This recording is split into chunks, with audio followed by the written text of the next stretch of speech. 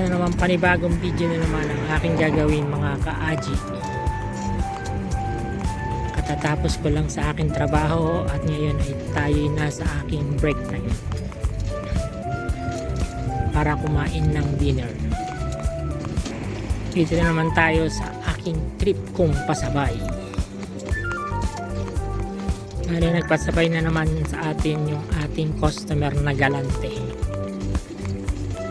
Nagpapakuha siya ng kanyang items na sigarilyo.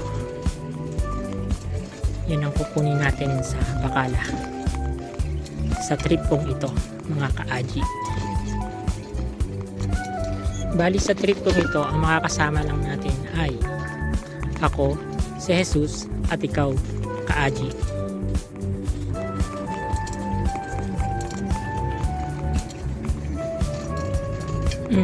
Natanaw ko, may naglalaro sa basketball court.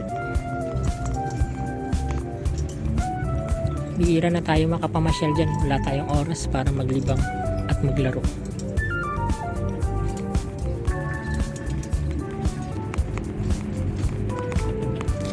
Industrial City Office sa gawing kaliwa dito.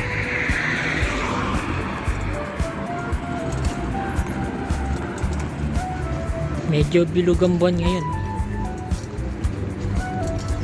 at malamig pa rin ang simoy ng hangin kahit papalapit na ang pagpasok ng tag-araw dito sa Saudi Arabia. Lagi tayo iniingatan ng Panginoon sa ating mga pagbiyahe at paggalagala sa ating extra income na ginagawa. Sa oras na ito, habang malayo pa tayo doon sa pupuntahan natin, pag-usapan natin yung mga bagay patungkol sa humbleness or humility, pagpapakababa, isang magandang karakter na isang tao, yung pagiging humble, yung hindi ka mapagmataas, kumbaga lagi kang mahilig magpakumbaba sa kapwa mo para makaiwas ka na din sa mga kaguluhan at hindi masamang pangyayari sa buhay natin. Kapag yan ay isa sa pinakamalakas na karakter mo, yung pagiging humble, yun yung mag-attract sa iyo ng mga maraming kaibigan na matutuwa sa iyo. Pero sana huwag natin na sobrahan masyado. Minsan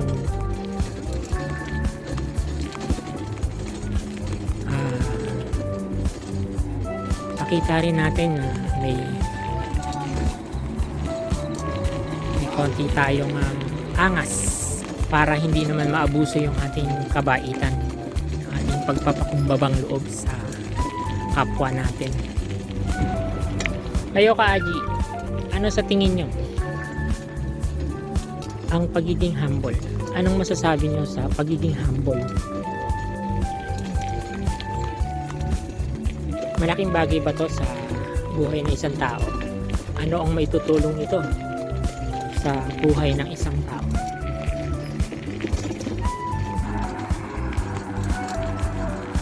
Mag-comment ka dyan sa baba ka-aji kung anong masasabi mo sa pagiging humble. Binabasa ko po yung mga comment nyo mga ka-aji. Dito na tayo guys sa ating destination para gawin ang ating mission sa ating extra income. May lata na naman tayong napulot, sayang.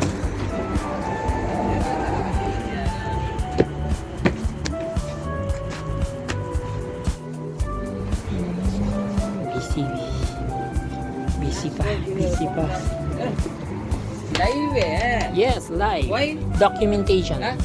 documentation for my business. Yes, yes, yes, yes. Guys, they want Kent, Kent, Mappy, Winston, white, silver, or blue. They want 2 pieces.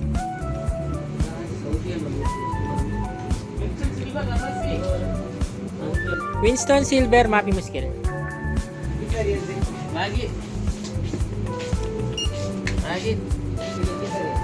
Give me 2 pieces. Winston, silver. Same silver. If there's no silver, make it blue, Mappy Muskel. Ang number 1 mga viewers natin dito sa aking pasabay business ay ang ating mga customer. Sila po yung nag-sponsor ng video ito. May naligaw na kasamahan namin sa trabaho. Yes, what can I do for you? Aywa. Mapi Kalas duty, alatul business. Okay. Just writing. Ada, that guy.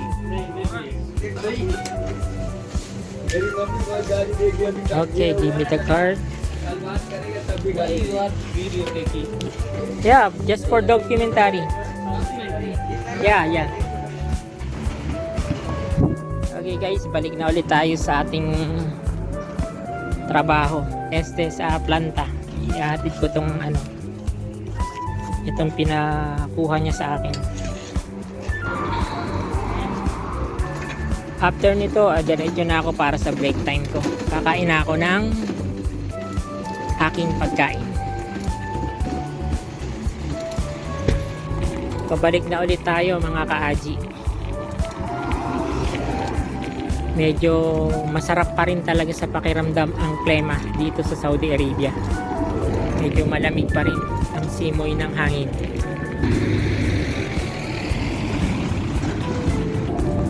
Tapusin ko na muna ang video ito. Sa susunod na mga video ay marami pa tayong mga pag-uusap-usapan mga ka-aji. At huwag niyo na rin pong kalimutan mag-subscribe sa aking channel kung bago pa lang po kayo sa aking channel na ito. Maraming salamat uli mga ka-aji.